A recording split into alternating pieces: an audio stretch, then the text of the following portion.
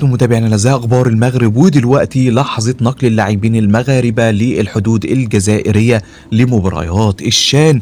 زي ما حضراتكم متابعين معانا دلوقتي لحظه بلحظه المنتخب المغربي بداخل الطائره المغربيه، وحطوا تحتها مليون خط. تم تنفيذ كل مطالب المغرب بنقل اللاعبين بطائره مغربيه. قالوا فلندع الحرب جانبا، فلندع المشاحنات والمشاكل السياسيه جانبا، ولكن الكرة وكرة القدم لا، ما يقفش قدامها أي حاجة. قالوا ما يقفش قدامها أي حاجة.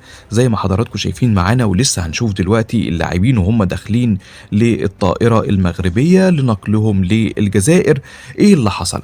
في اتفاق كان حصل امبارح.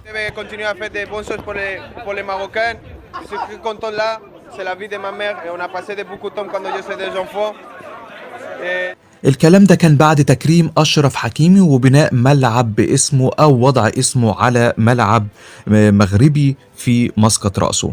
وزي ما حضراتكم شايفين كده اللاعبين بيتوجهوا إلى الجزائر لأداء بطولة الشان أو مباريات الشان.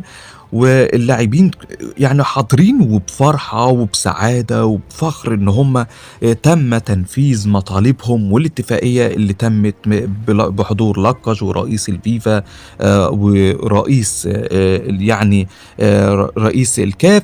كلهم كانوا مجتمعين وتمت الموافقة على ان الجزائر تصلها طائرة مغربية، طبعا بعد موافقة الحكومة الجزائرية وتأمين الطائرة من قبل إقلاعها من المغرب. سبحان الله، وما حاسين إن في مشاكل، ولكن طبعا قالوا ننسى الكلام ده كله. ده هي طيارة مغربية هتيجي هتنقل اللاعبين، وعلى فكرة هيكون في مشجعين كمان. الطائرة دي عليها برضو يعني كبار المسؤولين اللي حابين يحضروا المباريات ركبوا مع اللاعبين بداخل الطائرة. هم مش هيبعتوا طائرات كتيرة، يعني مش هتكون رحلات مفتوحة بالطريقة اللي حضراتكم فاهمينها زي ما بنشوف في أي مباريات أو كده، ولكن هي دي أول طائرة تطلع النهاردة في صباح يوم الجمعة للجزائر. زي ما حضراتكم شايفين اللاعبين طالعين للطائرة لأداء مباريات الشان وبفرحة وبسعادة. الحمد لله الحمد لله تم تأمين الطائرة بكل السبل من ناس جزائريين متواجدين